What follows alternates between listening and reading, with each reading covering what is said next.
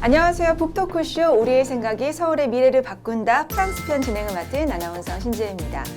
제 옆에는 2013년 9월에 한국에 오셔서 대학 생활을 하시고 현재는 모델 겸 연기자로 활동하고 계시는 메간 씨 모셨습니다. 안녕하세요. 저는 프랑스에서 온 메간 패친이라고 합니다.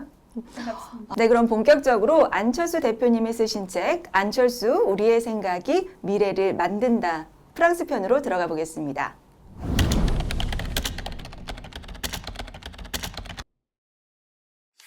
실용적 중도 정치란 한마디로 일하는 정치다.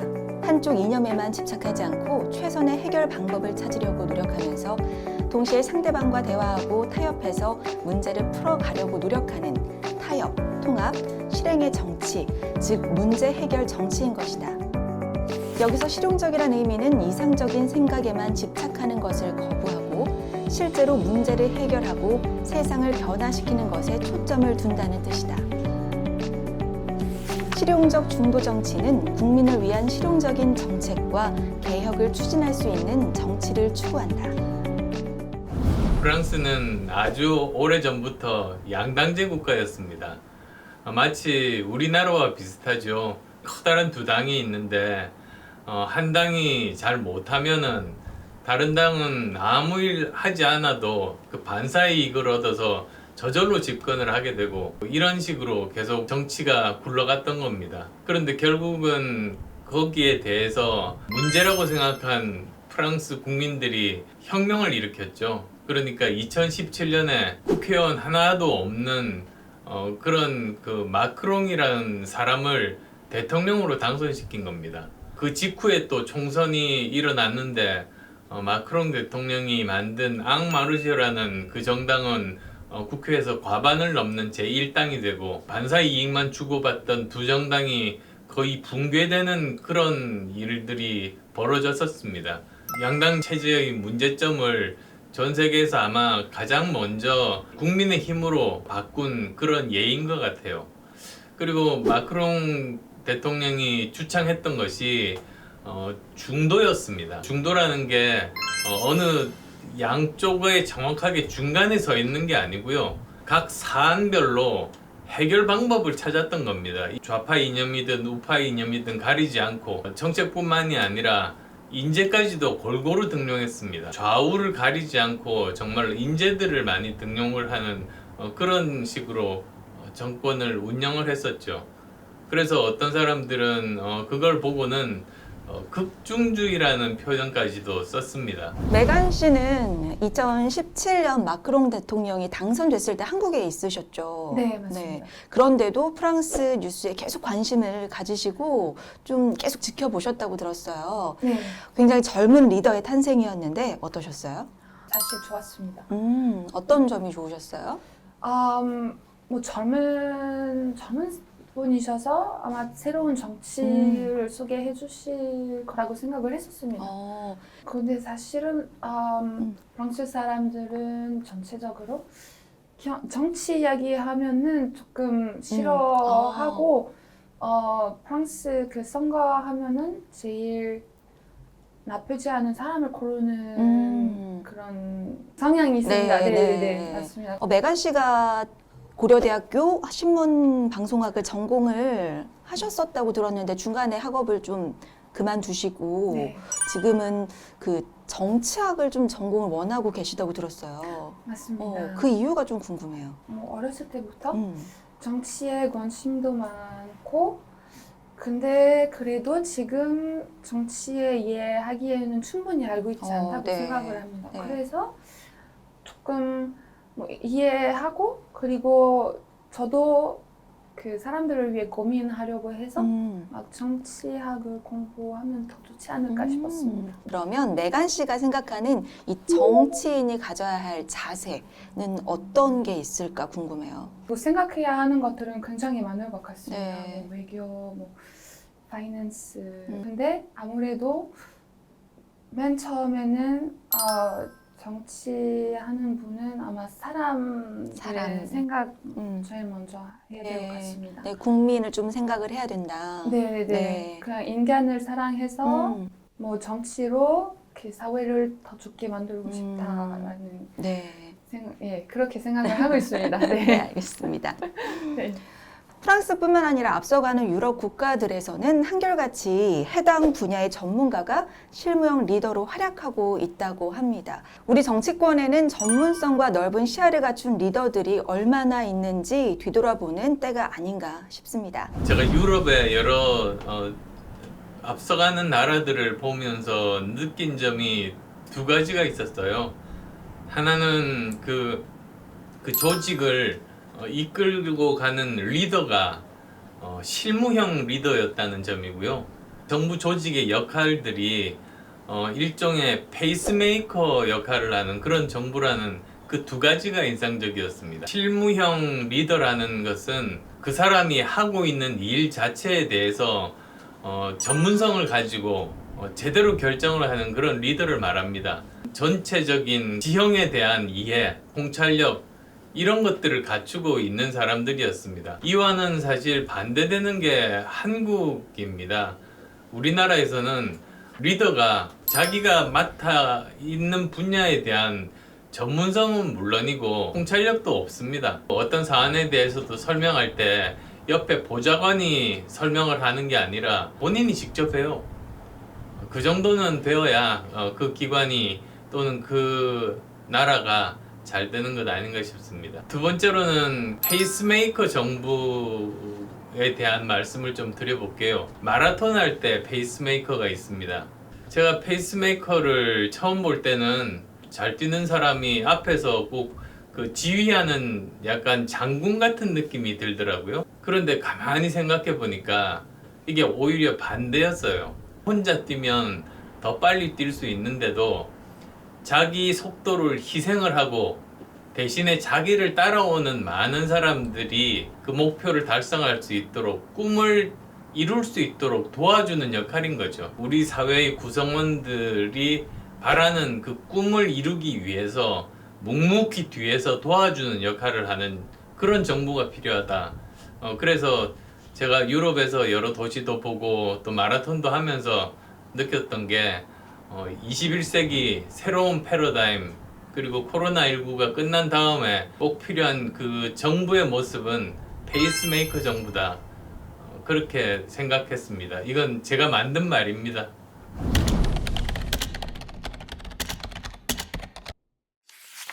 프랑스는 선진국으로서 출산율 감소를 증가로 되돌린 대표적인 나라다. 프랑스의 출산율은 1993년 1.65명에서 2012년 2.02명, 2017년 1.88명이 되었다. 정권이 바뀌는 상황에서도 오랫동안 지속적이고 종합적으로 노력한 결과다. 출산율은 전체적인 사회 분위기에 영향을 받는다. 우선 프랑스에서는 결혼을 하는 것과 아이를 낳는 것을 별도로 생각한다고 한다. 사회적으로 아이를 낳는 가족의 형태가 광범위하다. 이에 따라 여러 형태의 가족을 사회적으로 허용하고 모든 아이를 국가와 함께 키운다는 분위기다. 이혼하거나 이별하는 커플도 많지만 이혼율 증가가 출산율에 거의 영향을 미치지 않는다고 한다. 프랑스의 출산율을 얘기하셨는데 프랑스에서는 진짜로 이 결혼과 출산을 좀 별개로 생각하나요? 네, 맞습니다. 사실은 사람들은 요새 결혼에 대해 조금 나쁘게 생각하고 있어서 뭐 결혼 안 하고 가족만 들고 있습니다. 대부분은. 그래서 네, 그리고 이혼해도 막 그냥 혼자서 아이 낳고 아니면 다시 새로운 가족, 새로운 분이랑 새로운 가족 만드는 사람도 굉장히 많습니다. 우리나라는 결혼과 출산이 하나로 좀 보여지는 경향이 있어서 부모님도 빨리 결혼을 해서 애를 낳아야지 이런 얘기를 많이 하시는데 프랑스에서는 그런 얘기를 많이 안 하시겠어요? 네. 사실은 제 경험을 이야기하자면 어머니는 결혼하지 말라고 하시지만 근데 빨리 아이 낳아. 아이는 낳아. 예, 그냥 아주 거의 일주일에 한 번 정도. 진짜요? 벌써? 네, 언제 애를 낳을 거냐? 네, 그런 아. 얘기 많이 하셔요. 결혼은 상관없지만 정말요? 먼저 아이. 아. 네, 그게 진짜 우리나라와 프랑스의 그런 의식이 굉장히 다르네요. 선진국이 되면서 출산율이 낮아지기 마련인데 프랑스는 그걸 거꾸로 바꿔서 출산율 증가를 시킨 참 보기 드문 그런 나라거든요.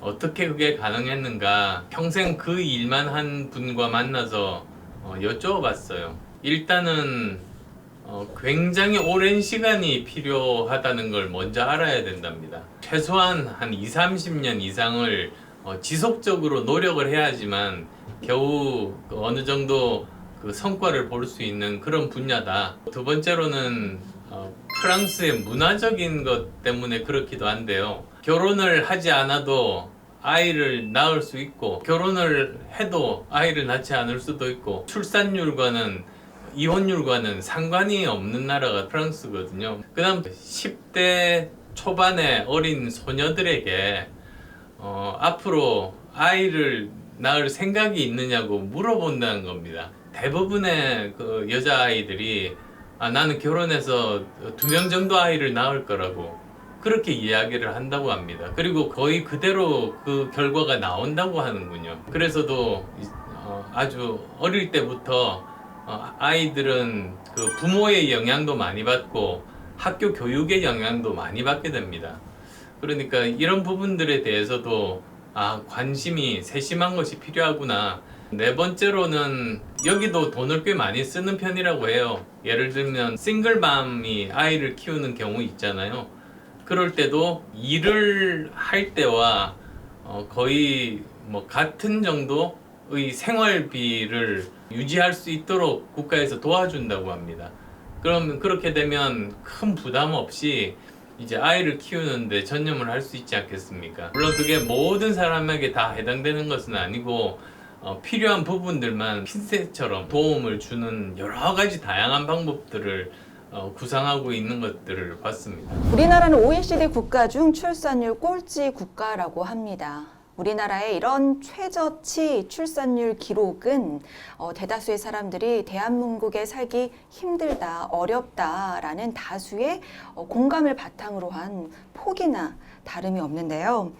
미래와 희망을 포기하는 선택을 하는 배경에는 우리 사회에 대한 불신이 있는 건 아닌지 다시 한번 확인해 볼 대목이 아닌가 싶습니다. 우리나라도 지금까지 150조? 굉장히 많은 돈을 들여가지고 저출산 대책을 강구했지만 아무런 효과가 없었고 오히려 작년 같으면 출산율이 전국이 0.84 그리고 서울은 특히 심해서 0.64까지 떨어졌습니다. 굉장히 위기의식이 많은데요. 저 나름대로 가진 생각은 종합적으로 접근하는 것이 필요하다는 것이었습니다. 사실 아이가 태어나기 위해서는 결혼을 해야 되잖아요. 그리고 정년기에 결혼을 해야 되잖아요. 우리나라 출산율이 낮은 이유 중에 정말 중요한 것이 결혼을 늦게 하거나 아예 결혼을 하지 않는 것에서부터 이제 비롯됩니다. 그 이유는 무엇인가? 높은 주거 비용, 그리고 또 좋은 일자리가 없다는 것. 그 두 가지 때문입니다. 일자리도 제대로 없는데 결혼할 수가 있겠어요? 집을 구하기도 힘든데 결혼을 할 수가 있겠습니까? 저출산 대책이 제대로 하려면 종합적인 대책, 즉 일자리 만들기, 주거 복지부터 해서 아이들의 보육이라든지 교육이라든지까지 다 포괄하는 정책이 있어야 이 문제를 해결할 수 있고, 이것은 지금부터 시작하더라도 이 효과가 나타나기까지는 10년, 20년 이상 걸릴 수 있다. 그런 마음으로 시작을 해야 된다는 게 프랑스에서 제가 나름대로 보고 듣고 고민해봤던 결론이었습니다.